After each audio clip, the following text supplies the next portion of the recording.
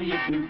We hope you have a moment or two to listen to what we have to say to each and every one of you. It concerns our postal system. Our lifetime friends, as all of you know, they've never failed us through the years, through driving rain, sleet or snow. But now they've got a problem. And what are they to do? The answer, my friend, is very simple. It's up to you to see them through.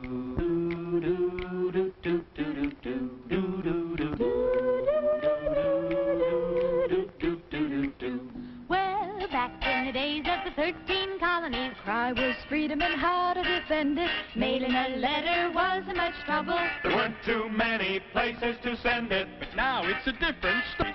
They've got more mail than ever before. It's stuffed in bags, stacked on shelves. There's hardly room for anything more. There's been a mail explosion. They've got a terrible load. You've got to help them right away before the U.S. Post Office explodes.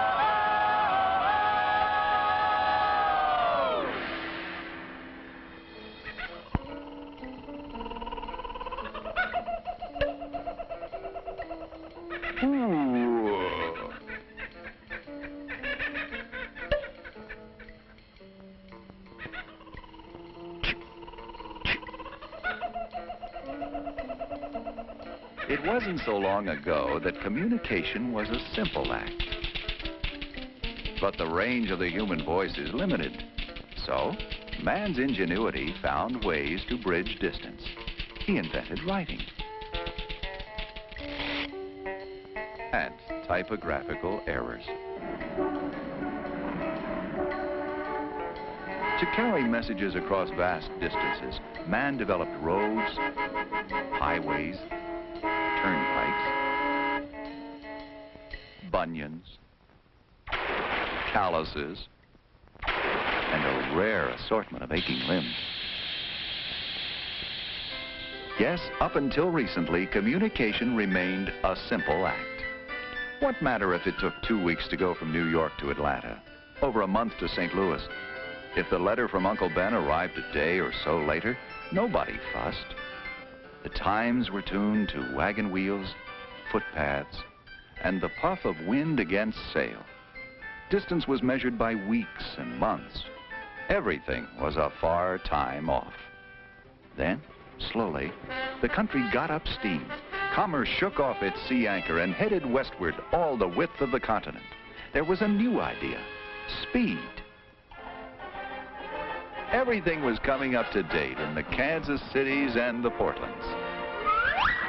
Communications became the most vital aspect of our economy. The post office became the prime artery of commerce. For a time, the department was perfectly able to keep up. If the mail piled high, put on another piece of equipment. And if that didn't do the trick, add a few more clerks or a flock of carriers. But by World War I, the post office carried more advertising in a week than all the newspapers and magazines could carry in a year. It was the country's bill collector, check deliverer, errand runner. The volume of mail delivered leaped to 20 billion. By 1948, it had doubled, 40 billion. This year, doubled again, nearly 80 billion pieces of mail. Literally, the post office stands to be swamped, overwhelmed, drowned in a sea of mail.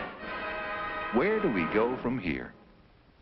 Patchwork, piecemeal solutions based upon obsolete transportation routes will not work.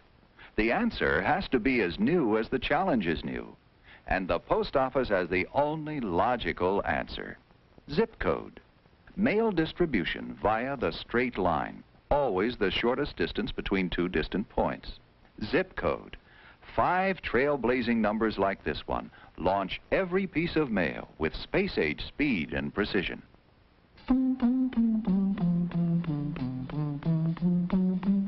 Now that's easy to say and it sounds just fine, but let's put this question right on the line. What is the zip code? A postal quirk?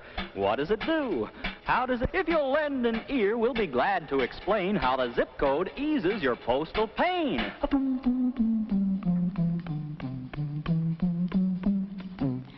first digit tells in which part of the nation your letter will find its destination. Since the country's divided into 10 big sections, each with a number to establish direct, your letter has even departed. We've already got it started.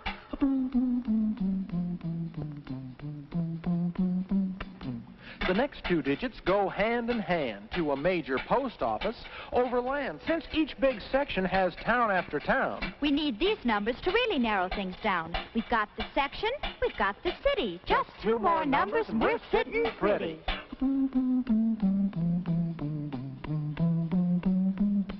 These last 2 digits are really specific. They're your local post office number. Terrific! What a system. As you can plainly see, just 5 little numbers. Quick as can be. But if you have a question or you have a doubt, if you're still not sure what the whole thing's about, just always remember, zip code defined Means city to city in one straight line. But don't take it from us. Don't take it from me. try it yourself. You'll see. It's a better deal than you get from any other post office department. Yes, zip code is a better deal. Moving the mail in one straight line, straight as an arrow. And on Valentine's Day, it could be Cupid's arrow. The time before zip code. A boy, a girl, a Valentine. There was a boy in New York City who loved a girl by Frisco Bay. He sent a card to say he loved her, to say he cared that special way. His letters zigged and wagged along the way. His lonely letter lagged day after day. And lonely hours just to hear what he would say. But when his words were finally spoken, all her love had gone astray. On a sad, sad Valentine's Day.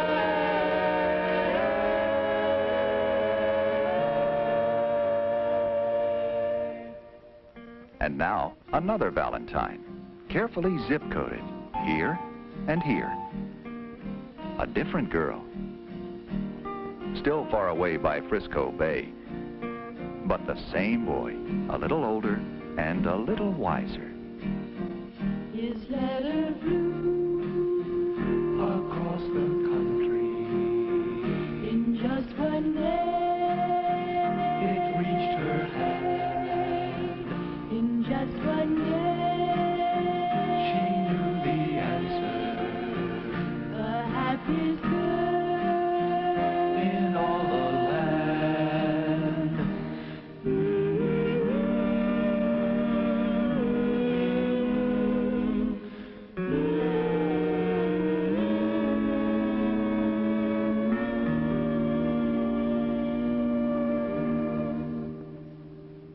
And those zip code numbers will help clear up 2 of the major problems that give the post office department fits. Seen? The dead letter office. Have you ever asked yourself this question? Why do postal clerks get indigestion? There are many reasons. I won't bother to list them. It's all the stamp glue we take into our systems. I guess that's as logical as a man could get. But that's not the reason for their stomach upset. It's from trying to read the American hand, illegibly written throughout the land. This letter will prove exactly what we've said. The name of the city simply can't be read. Oakdale. Oakfield. Oakhurst. Oak Park? Oakwood. Tuscaloosa. Tuscaloosa? Tuscaloosa. Now you see what we mean? If the writing's no good, this letter might as well be carved out of wood. And if you think bad handwriting is only hard on your eyes, just try this problem on for size. I got a letter here for somebody from Springfield. Springfield? I'm from Springfield, Massachusetts, and I'm telling you, pal, there's no place I'd rather be. I'm from Springfield, Pennsylvania, and there's been a mistake. This letter is apparently for me.